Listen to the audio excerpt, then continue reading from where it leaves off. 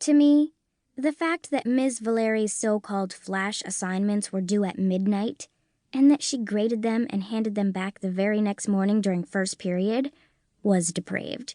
It meant that Ms. Valeri had to either stay up late or get up very early to do the grading. She wouldn't admit which it was. And that kind of industry and commitment to the students was typical of the faculty at Sunshine Day High School, and something that I didn't really think was entirely necessary. I preferred that the teachers think about me less, care about me less, and leave me alone more. But usually they didn't. Such was life in a private day school founded by hippies. Anyway, we got our papers back the next morning. I can't say that I was thrilled by my grade, but on the other hand, it was a passing grade. It would do. I noticed that Ms. Valeri handed a paper back to Cassie, which meant that Cassie must have turned in her own version of the assignment, just like me. Cassie hadn't tried to talk to me before class, and she didn't try to talk to me after class. I figured the whole episode was over. I could get on with the important business of passing the time. When fourth period came, I happily settled into my normal chair in study hall. I always sat at a table in the corner of the room and had the whole table to myself. Study hall was my favorite hour at school, and I sat there with my headphones on, the collar of my puffy black vest turned up, and my textbooks tucked safely away in my messenger bag under my chair. I was waiting out the hour, per usual. I had a rather enjoyable study hall until, with about 10 minutes left to go, I heard someone sit down across from me.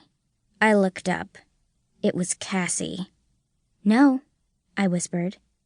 "No what?" she asked. "Whatever it is, the answer's no."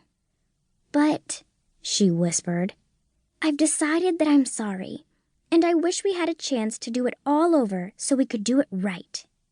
I watched Cassie talk, then motioned to my headphones and shook my head. "Can you take those off for a second?" Cassie asked. I sighed and removed my headphones. They were huge headphones. I had found them behind my parents' record player, and I liked to wear them basically any time I wasn't in class. "Did you hear what I said?" Cassie asked, still whispering. "You said, 'Off with the headphones,'" I answered, whispering too. "But before that." "Possibly," I whispered. Cassie's brow furrowed. She looked at my notebook.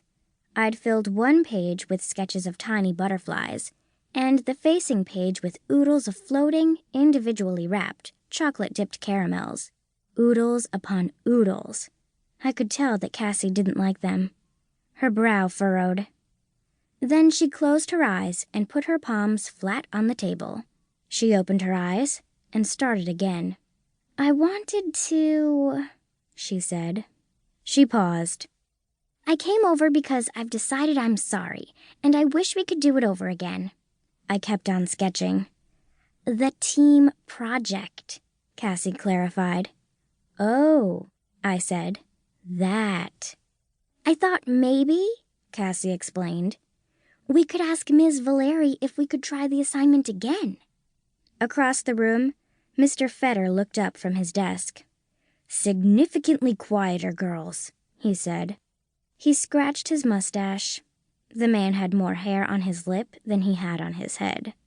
"We're sorry," Cassie said to him. "I get it," I whispered. "You got a bad grade and you can't stand it." "No, that's not." "So what did you get?" I asked. "I'm not going to tell you." "Because I got a D," I said, "and I'm okay with that. I'm just hunky-dory with that if it's the price I have to pay for not working with you."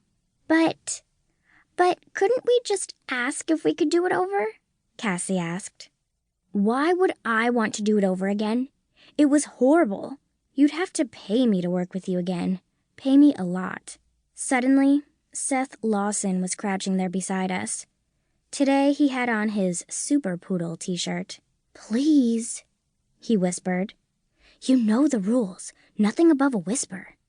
"We are whispering?" Cassie whispered. "Well, sort of," Seth said. "But really it's more like hissing. Really loud hissing."